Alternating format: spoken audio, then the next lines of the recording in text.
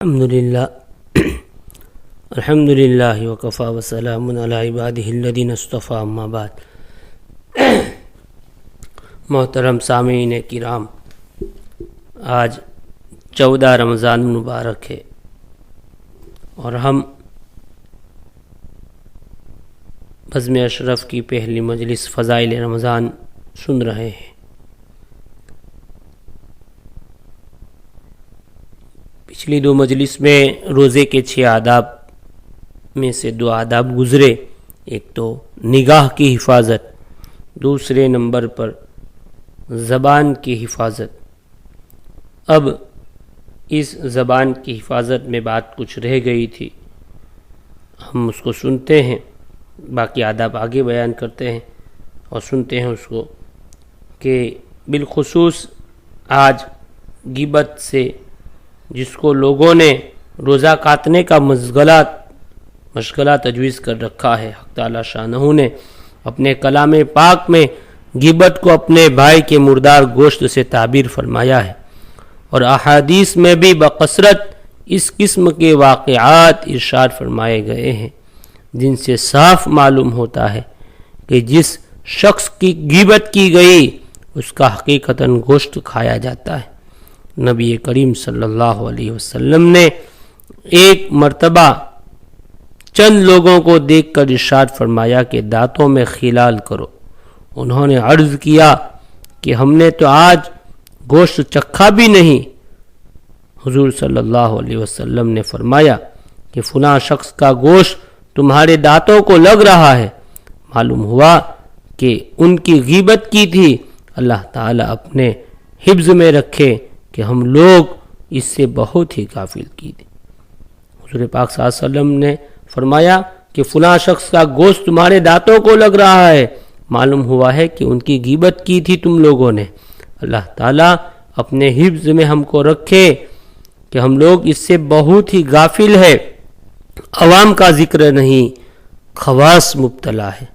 ان لوگوں کو چھوڑ کر جو دنیادار کہلاتے ہیں، دینداروں کی مجلس بھی بالعموم اس سے کم خالی ہوتی ہے۔ اس سے بڑھ کر یہ ہے کہ اکثر اس کو غیبت بھی نہیں سمجھا جاتا، اس لیے توبہ بھی نصیب نہیں ہوتی۔ اگر اپنے یا کسی کے دل میں کچھ خطکا بھی پیدا ہو تو اس پر اظہار واقعہ کا پردہ ڈال دیا جاتا ہے۔ نبی کریم صلی اللہ علیہ وسلم سے کسی نے دریافت کیا کہ غیبت کیا چیز ہے؟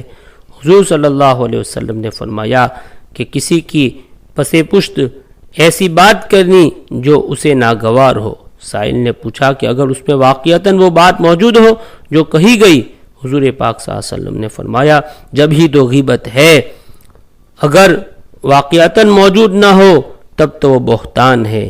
ایک مرتبہ نبی کریم صلی اللہ علیہ وسلم کا 2 قبروں پر گزر ہوا تو حضور پاک صلی اللہ علیہ وسلم نے ارشاد فرمایا ان دونوں کو عذاب قبر ہو رہا ہے، ان دونوں کو عذاب قبر ہو رہا ہے، ایک کو لوگوں کی غیبت نہ کرنے کی وجہ سے، دوسرے کو پیشاب سے احتیاط نہ کرنے کی وجہ سے۔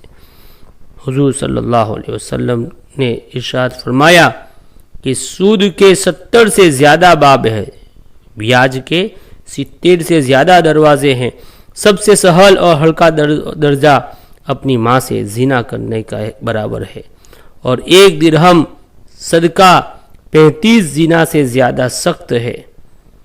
سود کی 1 درہم سے صدقہ 35 زنا سے زیادہ سخت ہے، اور بدترین سود اور سب سے زیادہ خبیث ترین سود مسلمانوں کی آبرو ریزی ہے۔ احادیث میں غیبت اور مسلمانوں کی آبرو ریزی پر سخت سے سخت وعیدیں آئی ہے، اس لیے ہم کو چاہیے کہ ہم روزے کی حالت میں کسی کی غیبت نہ کریے۔ 2 مجلسیں خاص طور پر غیبت کے بارے میں ہی ذکر کی کہ ہم کو چاہیے کہ ہم روزے کی حالت میں کسی کی ذرہ برابر بھی غیبت نہ کریں۔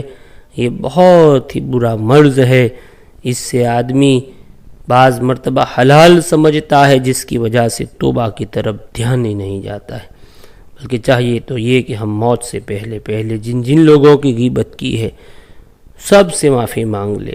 یہ بہت مشکل امر ہے، اللہ تعالی ہم تمام کو عمل کی توفیق عطا فرمائے، آمین۔